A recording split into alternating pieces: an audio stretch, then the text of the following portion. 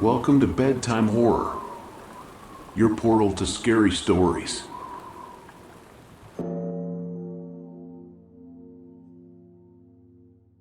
When I was a kid, my best friend Tom and I used to have the most epic sleepovers. Tom lived in a big, old house at the end of a quiet street, and our sleepovers were the stuff of legend. We played video games, gobbled up way too much pizza, and watched scary movies until we couldn't keep our eyes open. But there was one night that turned our ordinary sleepover into a real-life horror story. It was a chilly autumn evening when Tom and I decided to have another sleepover. His parents were going out for the night, leaving us the whole house to ourselves. We couldn't have been more excited. Little did we know that this night would be different from all the others. As the sun dipped below the horizon, we kicked off our sleepover festivities. We fired up the video game console, ordered a mountain of pizza, and stacked up on snacks and sodas. The laughter echoed through the house as we battled virtual foes and swapped scary stories. By the time the clock struck midnight, our eyes were heavy with exhaustion. We decided it was time to call it a night, and we headed to our respective bedrooms. Tom's room was on the second floor, and mine was conveniently right across the hall. We said our goodnights, and I crawled into bed, feeling the warmth and coziness envelop me. It didn't take long before my eyelids grew heavy, and I drifted off to sleep. Sometime later, I woke up to a strange sound, a faint, rhythmic tapping. I blinked in the darkness, trying to shake off the grogginess. The tapping continued, and I realized it was coming from downstairs. At first, I thought I might be imagining things, but the tapping persisted, growing louder with each passing moment. Panic set in as I realized it was the sound of footsteps, soft, slow footsteps, like someone was trying to sneak around. I glanced across the hallway, and there was Tom, standing in his bedroom doorway, wide-eyed and just as terrified as I was. We didn't exchange words. Our shared fear was enough to communicate the urgency of the situation. We knew we weren't alone in the house. With bated breath, we tiptoed down the creaky staircase, careful not to make a sound. The tapping grew clearer, and we could hear hushed voices, a conversation taking place between intruders. My heart pounded in my chest as we reached the bottom of the stairs. We had to figure out what was going on. We followed the voices, guided only by the eerie glow of the moonlight filtering through the windows. The whispered conversation led us to the living room, and what we saw there made our blood run cold. A shadowy figure stood amidst the dimly lit room, hunched over and rummaging through Tom's family's belongings. His back was to us, and he seemed completely unaware of our presence. We exchanged wide-eyed glances, realizing that our peaceful sleepover had taken a terrifying turn. We could hear the intruder muttering to himself, but his words were unintelligible. He was so engrossed in his search that he didn't notice us creeping closer. Our hearts raced as we debated our next move.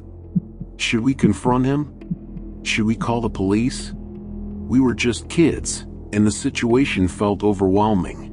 Before we could make a decision, the intruder suddenly turned around, and our hearts leaped into our throats.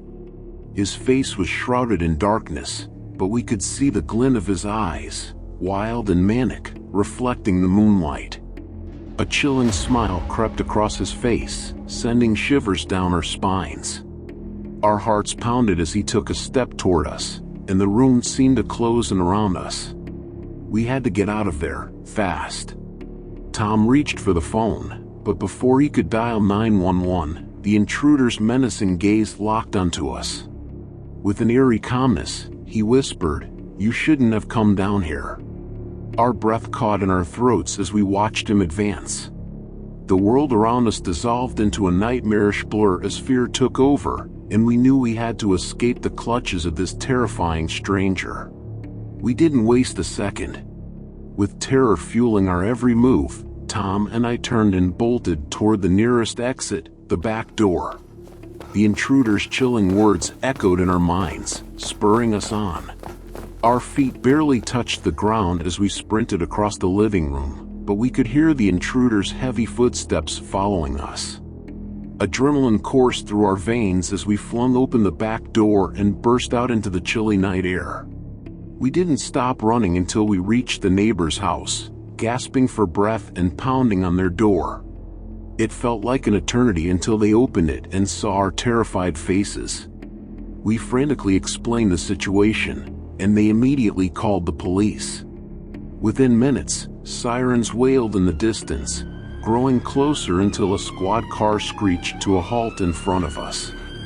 Officers rushed to the scene, while Tom and I stood there, trembling and still in shock. The police entered Tom's house cautiously, weapons drawn, and confronted the intruder. It wasn't long before they apprehended him, a man who had been living on the fringes of society, seeking shelter wherever he could.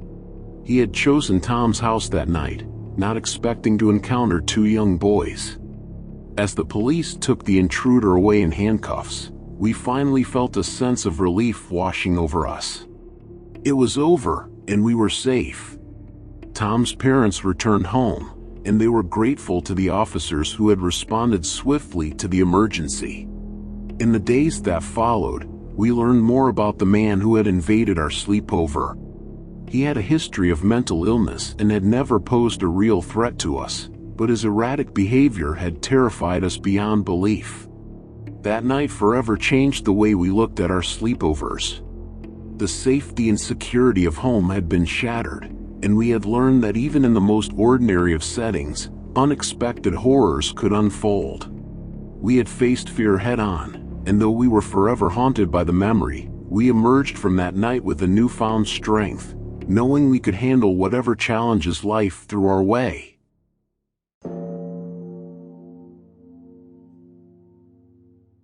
A few years ago, I had a sleepover with my friends at my parents' cabin in the woods.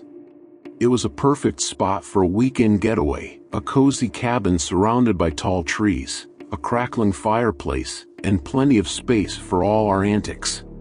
The first night was like any typical sleepover. We played board games, roasted marshmallows, and shared ghost stories around the campfire. But as the night wore on, things started to get weird.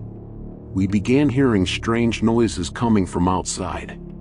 At first, we dismissed it as just the usual sounds of the woods, rustling leaves, hooting owls, and twigs snapping under unseen creatures. But these sounds were different. They were deliberate, almost as if someone was pacing around the cabin. Curiosity got the better of us, so we grabbed our flashlights and ventured out to investigate. The moon was veiled by heavy clouds, casting eerie shadows in all directions. We tiptoed around the cabin, shining our lights into the woods, but saw nothing out of the ordinary. We whispered nervously to each other, joking that maybe it was a forest spirit or a friendly ghost. But deep down, we were rattled. The feeling of being watched wouldn't go away, and those eerie footsteps continued echoing in the night. We returned inside, trying to convince ourselves that it was just our imagination. We played more games and pretended to be brave, but the unease lingered. We even decided to stay up all night to catch the mysterious walker in the act. As the hours ticked by, fatigue set in, but we couldn't ignore the persistent sounds. We dared each other to peek out the window, hoping to catch a glimpse of the person causing the ruckus. But every time we looked, there was nothing there. We decided to stay huddled together in the main room, clutching our flashlights, and trying to make sense of the situation. Who could be wandering around our cabin in the middle of the night, and why? These questions swirled in our minds, adding to our growing fear. That's when we heard it, a faint, eerie whisper coming from outside. It sent shivers down our spines. We strained to make out the words, but it was too soft and disjointed to understand. It was as though someone was muttering secrets just beyond our reach. As the night wore on, the whispers from outside grew louder, and our nerves were on edge. We couldn't make out the words, but the tone sounded urgent, almost desperate. It was as if someone was trying to communicate with us, yet the message remained elusive. We considered calling the police, but we had no idea how to explain the situation. Would they even believe a bunch of teenagers claiming that someone was whispering outside their cabin in the woods? Instead, we decided to hunker down, lock all the doors and windows, and keep our flashlights ready. We stayed awake, trying to make sense of the situation, but sleep deprivation soon caught up with us. One by one, my friends dozed off, leaving me alone to face the eerie events of that night. I watched the hours pass, my heart pounding with each strange sound that emanated from the darkness beyond. At times, it felt like the very walls of the cabin were alive, echoing with soft, eerie murmurs. I was gripped by fear and fascination, unable to tear myself away from the unsettling mystery outside. As dawn approached, the whispers finally ceased, and the cabin fell silent. Exhausted and relieved, I joined my friends in their slumber. When they woke, I recounted my vigil, and we all agreed that it had been a bizarre and unsettling night. We spent the rest of our weekend cautiously exploring the woods during the day, trying to shake off the eerie events of the previous night. We found no signs of anyone lurking around our cabin, no footprints or disturbances in the underbrush. When we returned to the city, we couldn't help but wonder about that strange night in the woods. Had it all been a prank? Or was there something more inexplicable at play? To this day, we have no answers, only a lingering sense of unease and a shared story that haunts our memories. Perhaps there are mysteries in the woods that are best left unsolved, secrets whispered by the shadows, and footsteps that vanish into the night.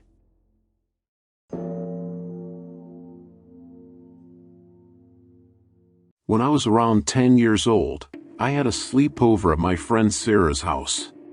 Her place was this old, creaky Victorian mansion that always gave me the creeps. It had towering turrets, ornate staircases, and enormous rooms filled with antique furniture. The whole house seemed frozen in time, and the dimly lit corridors sent shivers down my spine. But that night, it was about to get even creepier. Sarah, her younger brother, Timmy, and I were having a blast playing video games, gorging on pizza, and generally acting like typical kids at a sleepover. As the night wore on, we decided to have a who can tell the scariest ghost story contest. Sarah's house seemed like the perfect setting for it. Timmy went first, and he told us about a ghostly figure that supposedly haunted their basement. We laughed it off, thinking he was just trying to spook us. Sarah rolled her eyes and said, "You think that's scary? Wait until you hear my story." We eagerly huddled together on the living room floor, surrounded by flickering candlelight. Sarah began her story, setting the stage with vivid descriptions of a haunted mansion eerily similar to her own. Just as she was getting to the spine-tingling climax, we heard a faint scratching noise coming from the hallway outside Sarah's bedroom. We all froze, and I hesitated in telling my story. Sarah, being the bravest of us, got up to investigate, while Timmy and I stayed put, clutching our pillows like our lives depended on it. Sarah opened the bedroom door, and her eyes widened with shock. In the dimly lit hallway, there was a tall, shadowy figure. It looked like a person, but something about it was off. It stood there, motionless, scratching its long, bony fingers against the peeling wallpaper. The sight of it sent shivers down my spine, and I could see that Timmy was just as terrified. Sarah, trembling with fear, whispered, "Who are you? What do you want?" The figure didn't respond. Instead, it took a slow, deliberate step towards us. We were paralyzed with terror, unable to move or scream for help. The atmosphere grew heavier, and the scratching sound seemed to echo in our heads. Then, as suddenly as it had appeared, the figure retreated into the darkness of the hallway. We heard the soft sound of footsteps fading away. It was as if it had never been there. Sarah quickly slammed the bedroom door shut, locking it this time. We huddled together on her bed, trying to make sense of what we had just witnessed. None of us could explain it, and our ghost story contest was officially over. We stayed up for the rest of the night, too scared to sleep. When morning finally came, we checked the hallway, but there was no trace of the mysterious figure. To this day, I have no idea who or what that shadowy presence was. It remains one of the most chilling experiences of my life, and it made me question the supernatural in a way I never had before. Sarah's old Victorian mansion had proven that sometimes, truth is scarier than fiction, and that night remains etched in my memory as a spine-tingling, inexplicable encounter with the unknown.